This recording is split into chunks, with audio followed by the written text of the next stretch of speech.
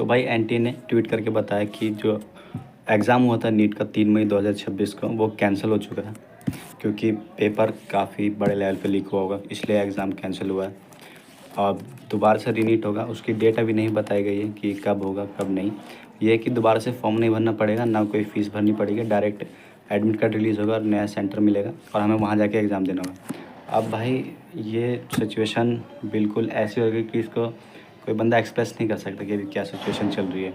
जिनके 200, 250, 400 नंबर आ रहे थे उनके लिए तो ठीक है कि उनको एक मौका मिल रहा है कि अच्छा परफॉर्म करने का, पर जिनके 600 प्लस आ रहे थे, 650 प्लस आ रहे थे, जो 700 स्कोर कर रहे थे, उनके लिए यहाँ पे बहुत बड़ी दिक्कत आ गई है, क्योंकि गलती उनकी कहीं थी ही नहीं।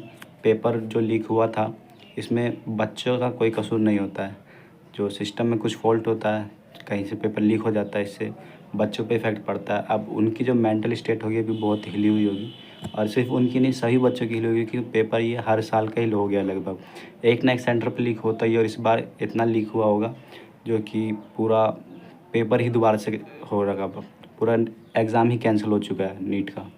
तो अब दोबारा पेपर होगा, कब होगा ये एनटीए बताएगा। और भाई कुछ बोलना भी, क्या बोले, कुछ समझ भी नहीं आ रहा है। पेपर ही कैंसिल कर दिया पूरा। लास्ट ईयर भी यही हुआ था, एक दो जगह पे सेट पे, और 24 में भी यही हुआ था।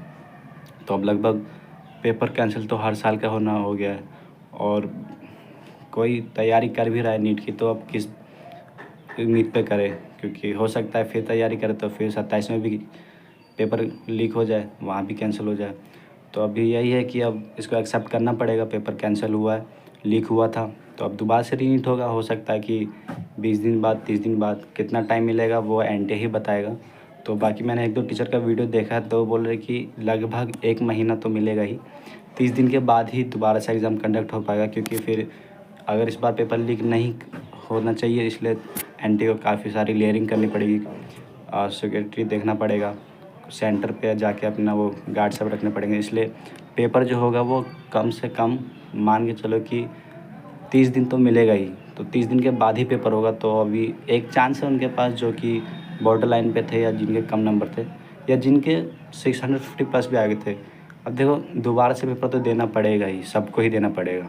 ये चॉइस नहीं, ये ऑप्शन नहीं है, ये एक ही है कि तुम्हें देना ही पड़ेगा। यहाँ पे ऑप्शन नहीं मिल रहा है कि जिनके ख़राब आए थे वो रीनीट दे दे, या जिनके अच्छे आए थे वो ना दे। पेपर सबको देना पड़ेगा। तो भाई सब एस्पिरेंट को ऑल द बेस्ट, अपने मेंटल हेल्थ को संभालो और दोबारा पेपर दो भाई, क्योंकि दूसरा कोई ऑप्शन है भी नहीं। तो ऑल द बेस्ट सभी के।